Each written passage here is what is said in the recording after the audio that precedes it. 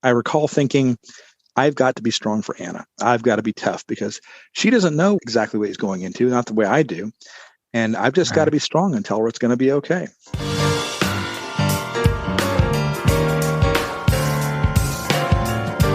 Welcome to Heart to Heart with Anna.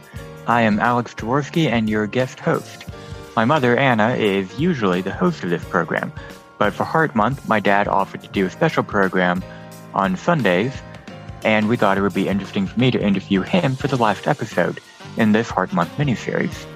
This is the last of 4 Heart Dad Sundays, and I'm happy to be talking to my father today.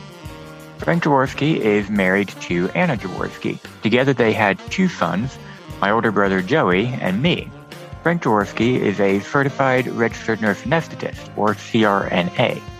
He's worked a number of jobs over the years, and we'll talk more about that in a little bit. He also serves as the president of Hearts Unite the Globe, a nonprofit organization for the CHD community. It was founded by my parents, my grandfather, Bill C., Sue Dove, and Brenda Vignaroli. Dad also did all of the illustrations for my mother's first book, Hypoplastic Left Heart Syndrome, a handbook for parents, and for the Glossary of the Heart of a Mother. He wrote an essay and the connecting material for the book The Heart of a Father. Frank Jaworski loves traveling, cooking, reading, writing, and playing with his 2 new dogs, Buck and Chloe. In addition to hearing him on Heart Dad Sundays during Heart Month, February of 2022, he was also my mom's Fun Fact Friday guest, and he and Mom made recipes from Amy M. Lee's cookbook, Snow's Kitchen, for Tasty Thursday. Welcome to Heart Dad Sunday, Frank Jaworski. Well, thank you very much. I'm happy to be here, and it's a delight to talk with you this way, Alex. Well, thank you. Today's show is entitled The Making of a Heart Dad. So, Dad, I know that early in your marriage to Mom, you became a paramedic, and then after a while, you decided to be a nurse. Can you tell me about that decision? Well, Alex, the reason I became a paramedic in the first place is because I was working at a variety of jobs, none of them requiring any extra training. And I was very unsatisfied. I dropped out of college. I'd studied engineering originally, and I really didn't like my work. And I wanted to do something challenging. I did not know then that I would wind up being in a helping profession where I could take care of people in critical situations. I became an EMT, honestly, because it was a very short qualification program. And then I found I liked it so much, I became a paramedic, which is a higher level of skill. But after a while, I decided to become a nurse. So what happened was I had talked to a nurse anesthetist, a CRNA, at the hospital where I worked as a paramedic. And what she did sounded really exciting and really interesting. And I figured the path up was to become a nurse. Well, in the process of getting my nursing degree, we became pregnant with our first son, your brother Joey. So it kind of put the pressure on me. And it's a good thing I had started to become a nurse because I wasn't going to be able to support the family on the paramedic salary alone, and your mom would have had to keep working. So I became a nurse just in time that she didn't have to go back to work. And it's led to all that's happened to me since then. I see. So you had a lot of pressure on you when you went from being a husband to being a father. What do you think was the greatest difficulty during that time? Well, the funny thing is that at the time, I don't recall saying to myself, oh, there's a lot of pressure on me. I just recall thinking, I really have to do this. I really have to focus on this. And the greatest difficulty I encountered... Healthier outlook. I hope so. I'm sure I felt the pressure. I just didn't see it that way. I just saw that I had a job in front of me and I had to do it. When I was first married, for the first 5 years of our marriage, being married to your mom was wonderful. And I didn't think much about anything aside from she and I and our relationship and growing that. But once I became a father, like a lot of fathers feel, you realize that it's not just a question of developing the bond with your spouse, but you have to place this new person in your life ahead of everything else. And that's a huge shift for most people, to place that focus outside of yourself or outside of your relationship with your wife. And so I really had to become a more selfless person, a less selfish person. That was difficult. And of course, as we said, I also had to go from being a paramedic to being a nurse. Right. And I recall the last step in completing my education before I could take my licensure exam was a test that I had to take, 3-day-long clinical test in California. And I recall visualizing success. They talk about doing that. I'd never done it quite that way before. I visualized the experience of calling mom at the end of the test and telling her I passed. And what actually happened was I did pass and got to make that phone call. And it was very, very satisfying. Awesome. Oh, and one more thing was that Yeah. even after I passed the test and then got my nursing license, you also have to pass your nursing boards, the examination for the certification. And at that time, the way it worked, because this is before computerized testing, you would finish your degree and you'd get the status of being a graduate nurse, a GN. You weren't really a registered nurse yet. You could work as a registered nurse, but it was under the fact that you had to take your nursing boards on the earliest possible date and then pass them. And then you became an RN, a registered nurse. So I finished my program in January of that year and immediately got a job as an emergency room nurse in one hospital full-time and part-time in another hospital, and worked my brains out and studied. And then in June, I took my nursing boards. Well, I'd been working for close to 6 months already. And I was very happy and satisfied with being a nurse. And I really didn't want to not be a nurse anymore. So I went and took the boards. And I was one of the last groups that took them actually in person. So a couple of thousand people who were trying for their registered nurse certification showed up in Austin. We spent 2 days, a 4-hour session, morning and afternoon, 2 different days in a row, taking paper and pencil tests on the Scantron sheets, the multiple choice questions. And wow, it was pretty stressful.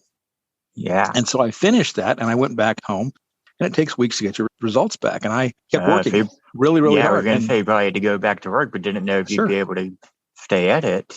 Exactly. And one of the reasons I had to work really hard was I thought to myself, well, what if I don't pass? Holy cow, I have to have some money saved up so I can retake the test. And so I worked. And there was one day where I had worked a double, 2 8-hour shifts back to back.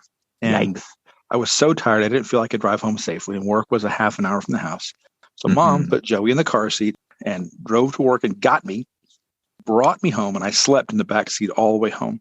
We stopped at the post office just a quarter mile from the house, and we picked up the mail. And I was asleep in the back seat, and your mom woke me up and showed me the letter and said, hey, you got your results back. And I opened it up and read it, and it's like, hey, I passed. Wonderful. Then she drove home, and I went into the house and laid down and slept for 8 hours. And when I got at the end of the 8 hours, at the end of the 8 hours, I woke up and turned to your mom and I said, did I dream that I passed my boards? Or did I really pass them? She says, no, you really passed. So that was stressful, but a huge success, a feeling of success when we got to that point. That's cool. That's really cool. All right. Going from husband to dad is a huge adjustment. Same as it sounds like going from paramedic to nurse. So how much of an adjustment was it to go from being just Joey's dad to having 2 children? Well, that's interesting because when you were born at first, we didn't know you had a heart problem. Now there were signs there were problems, but it was about 8 weeks before we really realized there was a problem we had to address. So I went from having 1 child to having 2 children, and it didn't really change my workload because I was working as hard as I could to support everybody and thinking about becoming a nurse anesthetist, but not there yet. Working on my bachelor's degree, working on lots and lots of hours of work. And it just meant that when I came home, I had 2 kids, and Joey was a great big brother. He tried to help your mom take care of you. And your mom was taking care of you pretty intensely because you weren't feeding well and you were sleeping too much in some ways. And so we did the best we could. And again, it's like with becoming a father in the first place, I didn't feel extra pressure. I just felt like we've got to make this work somehow. And you and Joey were just the center of our world. And we didn't do much aside from take care of you guys and work. It was a good adjustment. I wouldn't say it was a big adjustment in some ways. Yeah. But it didn't feel like a big adjustment. It just felt like, great, I have 2 sons now. And I was very happy.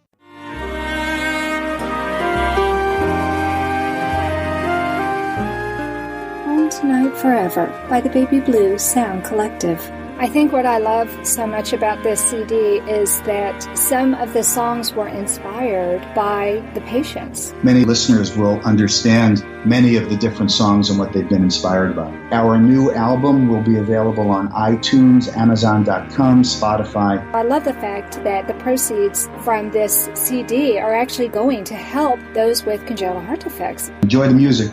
Home Tonight Forever.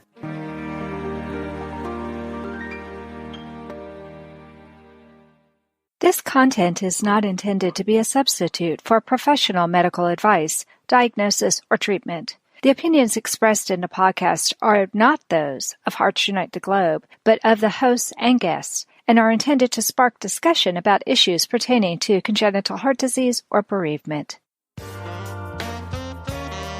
You are listening to Heart with Anna. If you have a question or comment that you would like addressed on our show, please send an email to Anna Jaworski at anna@hearttoheartwithanna.com. That's anna@hearttoheartwithanna.com. Now, back to Heart with Anna. Before the break, we learned a little bit about you going from paramedic to nurse and husband to father. So here, let's talk about actually becoming a heart dad. You already said that it took a little while. You said it took about 8 weeks before you realized just what was going on with me. So can you talk about that time when my heart defect was diagnosed? Yeah, absolutely. Actually, Alex, the minute you were born, I did not have a lot of pediatric experience, though I had seen a lot of kids in the ER and some in the ICU. But my first impression was, based on the kids I'd seen before and based on Joey before you, was that you were breathing too fast. And that didn't sound right to me. I didn't know what it implied, but I immediately turned to the doctor and said, he's breathing too fast. And she pushed it away and said, there is a phenomenon called newborn breathing sometimes where in the first couple of days they seem to struggle and breathe really rapidly in smaller volumes. Mm-hmm. And I accepted what she said, but I didn't feel comfortable about it. And then for 2 months, we went through breathing with great effort, not feeding well, sleeping all the time. And it just worried me all the time. And I would ask every single person that I knew, do you know what's going on here? And whenever your mom would come visit me at work and bring you and Joey with her, I would ask doctors and nurses I knew to step aside and look at you and say, what do you think's going on here? I'm worried about it, but pediatrician doesn't seem to be worried. What's going on? And everybody would give me their opinion, but usually they were like, oh, I don't know, but what did your doctor say? And I would say, the doctor said they're okay. And they would say, well, then go with that. And nobody was really forthcoming and saying, you should be looked at for X, Y, or Z. Mm-hmm. So what happened was at your 8-week checkup, I was actually at work. I was at a special management session for training for unit managers. And your mom called me and said, hey, we have a problem. Alex has been seen and they want to admit him to the hospital and I need you here. And so I told my boss and he says, just walk away from the session. Just go be with your family. And what they told us right away was first they thought you had cystic fibrosis. Then after a little bit of messing around, they finally got a chest x-ray, which in retrospect should have been the very first thing they did. But you got a chest x-ray and your heart was enlarged. And they said, oh, he's got a heart defect. And they did an echo on you and shipped us down to San Antonio. And boy, it was a whirlwind transition from that day overnight to the next day. And then suddenly you were shipped to San Antonio with mom. And wow, I went from, gee, something's wrong with my son, but I'm not sure what it is. And nobody says it's serious to, holy cow, he has a heart problem. He's leaving town. It was a rough time. Yeah. Unfortunately, they probably thought it was like Occam's razor. It's not likely to be something serious. There's plenty of other explanations, so they just went with that because it was simpler. It made sense, but yeah. Yeah. And well, it's lucky that it did get diagnosed. Yeah. And well, one of the things we were told was that your first son was different from your second son. Don't assume they're going to be the same, blah, blah, blah. Mm-hmm. A lot of parents hear that when their children has a problem. They say, oh, well, you think they're going to be perfect like your first son. He just breathes a little different. Don't worry about it. But nobody really looked at you independently as a person yourself. So it was missed for a long time. Gotcha. So I know that when you all went down to San Antonio, mom took me in the ambulance and you stayed behind for a little bit. You had Joey with you and you had to take care of your job first. So what was that like when mom and I left and you had to stay behind for a day or two? It was just that day, I believe. Mom and I had talked about where Joey could go if we were both going to be with you in San Antonio because we didn't know if Joey could be with us or not, if that would work out. Right. One of the reasons we chose San Antonio was because your mom had gone to school in San Antonio and she knew the hospital there, doing clinicals with some patients, and she knew that there was good care there. So when they offered her Houston or Dallas, she said San Antonio.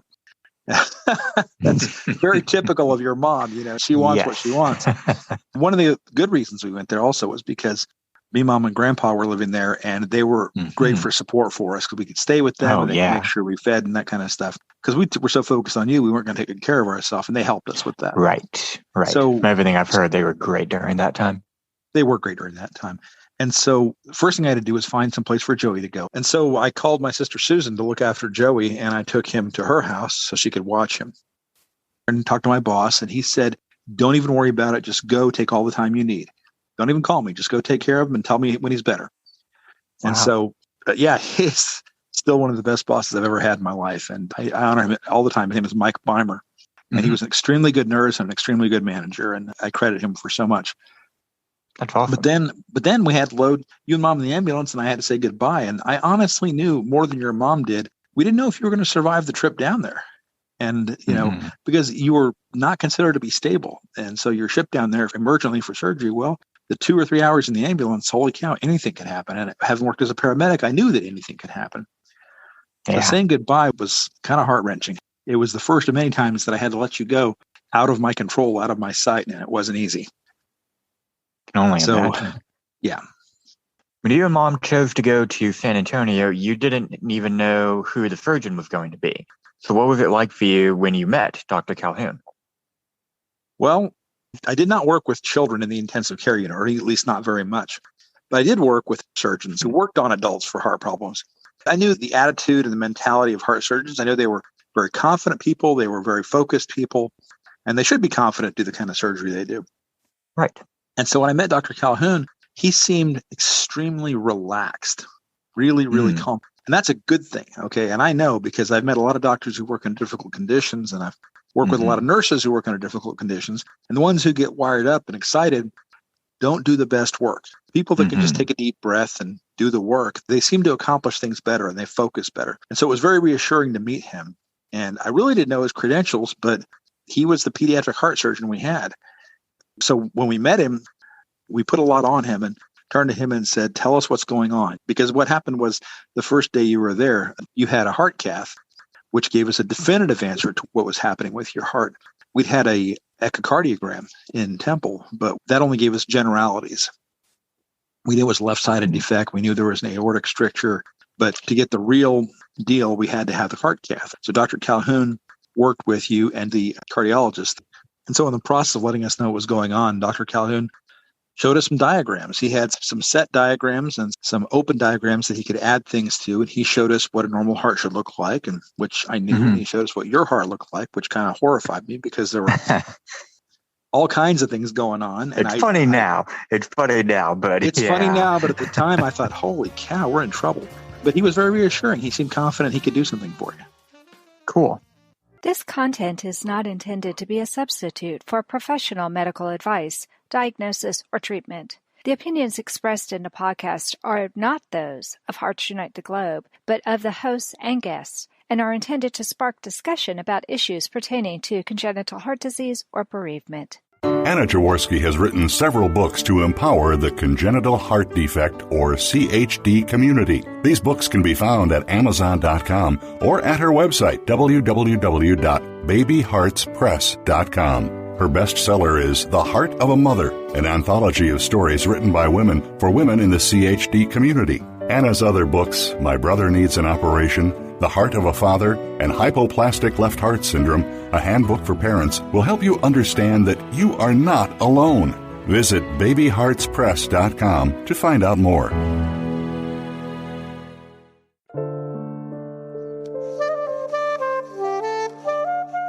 Heart to Heart with Anna is a presentation of Hearts Unite the Globe and is part of the Hug Podcast Network. Hearts Unite the Globe is a non-profit organization devoted to providing resources to the congenital heart defect community to uplift, empower, and enrich the lives of our community members.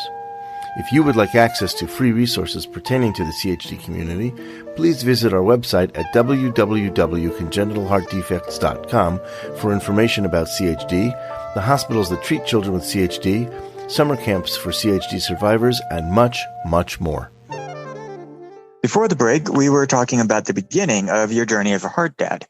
In this segment, I'd like to talk to you about handing me off to the surgeon for my first surgery and what advice you have for others. So let's start by talking about that first surgery. What was it like for you when you and Mom made the decision for me to have my first open heart surgery? Well, honestly, from our point of view, it didn't feel like it was really a decision. The options were very few. The options were to have the surgery, do the best we could. And then the other option was to not do anything and do what they called compassionate care. The reasoning of that option is that the babies, if you put them into this pipeline, all the things they're going to go through, they're going to go through surgeries, they're going to go through catheterizations, they're going to go through complications. And it's going to be a hard life. It's not terrible, but there's going to be moments when it's scary and painful for the child and for the parents too.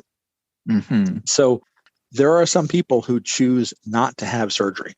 Take the child home, love them, and they will die within a very short time because the heart can't compensate for very long. Mm-hmm. And that just wasn't an option for us. We wanted to give you every fighting chance we could. And so the other option is a possibility, if you had been more stable, would be to try for a transplant. But that just wasn't going to happen. Right. Transplant was not an option because you weren't stable enough to last that long. They couldn't list you. And so what we did was we said to ourselves, okay, there's no question we're going to do this. The soonest we could do it, because you were cathed on Friday, the soonest we could do it was the following Monday. And when they stated the reasons for that, I wonder if to some degree your mom and your grandparents didn't really get the reasoning, but they said they wanted to have their best team there. Maybe they did get it. I don't know. But for me personally, I have seen that kind of thing. And having the right people that you're used to working with all the time, where everything is smooth and the cooperation is good and the skills are well known amongst all the team members, makes an enormous difference for success or failure. So when Calhoun said that he wanted you to wait till Monday for your surgery, I thought two things. First of all, he's going to give you the best chance. And two, he thinks you're stable enough to make it to Monday.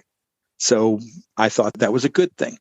And then, of course, I said before that we had more than one occasion in your life when we had to pass you off to somebody else. The ambulance was one kind of scary. Passing off to surgery was a whole different kind of thing because I had witnessed heart surgery. I'd watched it happen, and I'd seen patients come back from heart surgery. And I knew what they were going to do. I knew they were going to cut open your chest, work on your heart. I didn't know how it differed for children versus adults, but I'd seen it with adults. I knew you'd come back with tubes, both to administer medication, to drain off fluids, wires of various kinds. Mm-hmm. But again, different for adult surgeries. So I was pretty terrified. And we had to basically kiss you goodbye and have them roll you out the door to go to surgery. It was a scary feeling. I talked to a lady that I work with recently about the fact that her husband died last year. He was young. He was 40 years old. Oh. And she said she came home afterwards, after everything had been settled and he was dead and they knew there was no bringing him back. And her friends brought her home to rest and try to refigure what they were going to do. And she walked into the house and she just collapsed because she came to this place. She was used to being with him and she fell out because he wasn't there anymore. And when we passed you off to the surgeons and walked down the hallway, we had spent 9 months of gestation and 2 months of living with you being a part of our lives, close to us, inside mom's body, in our arms all the time. And now you were gone from our presence and there was nothing we could do.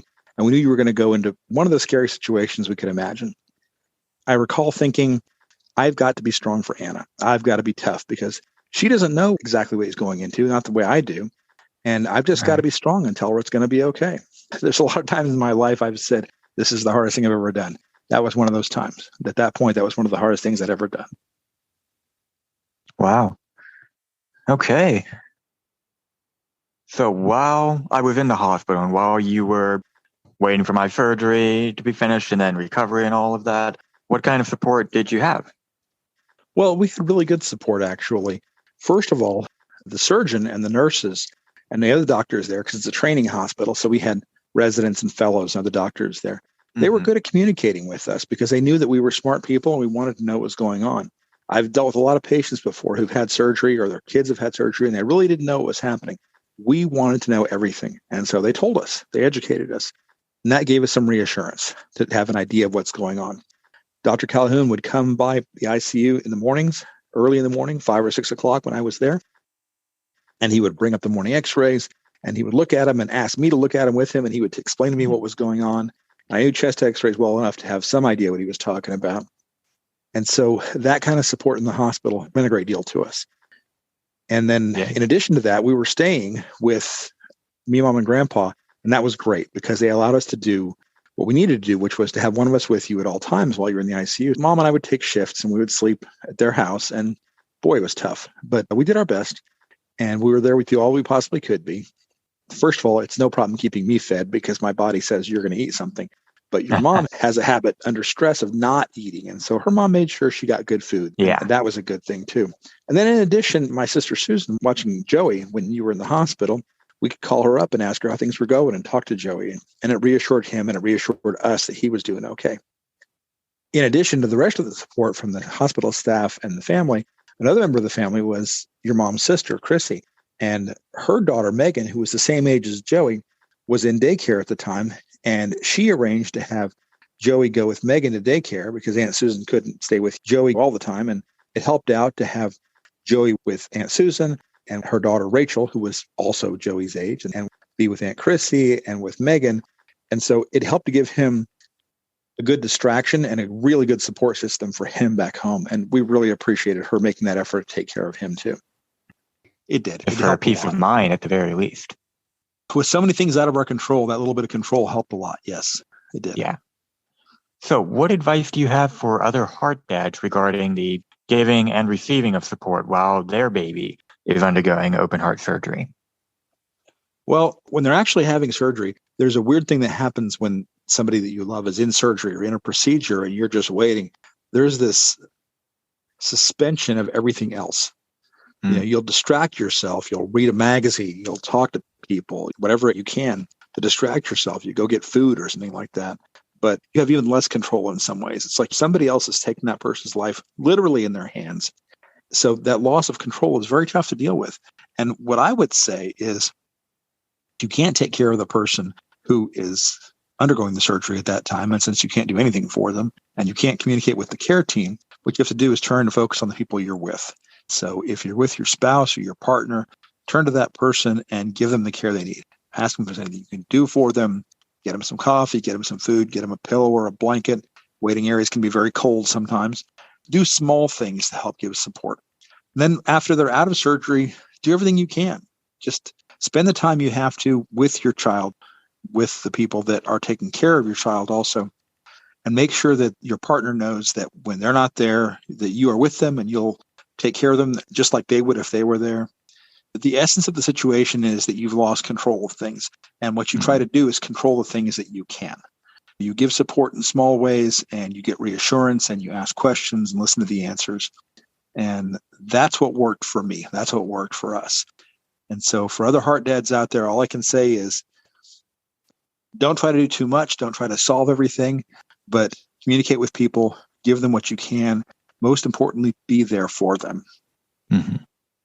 So what do you think was the most helpful thing that you did for mom in all that time?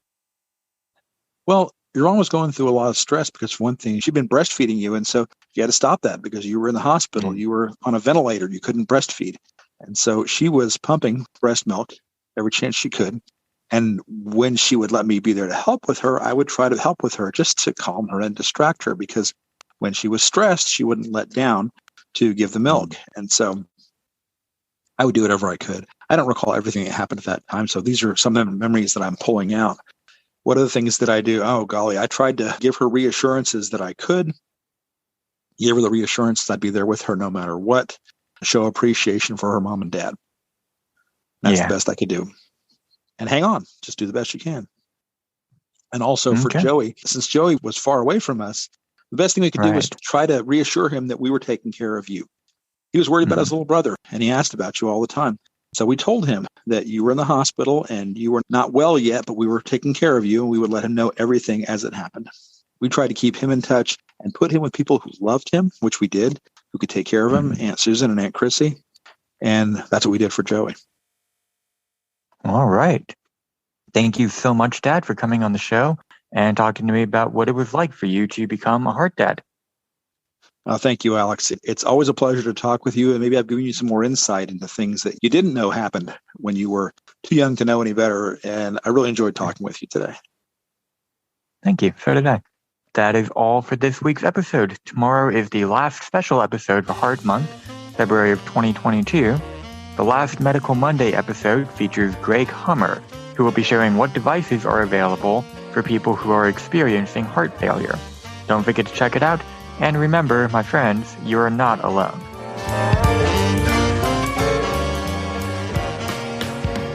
Thank you again for joining us this week. We hope you have become inspired and empowered to become an advocate for the congenital heart community. Heart to Heart with Anna with your host, Anna Jaworski, can be heard at any time wherever you get your podcasts. A new episode is released every Tuesday from noon Eastern Time.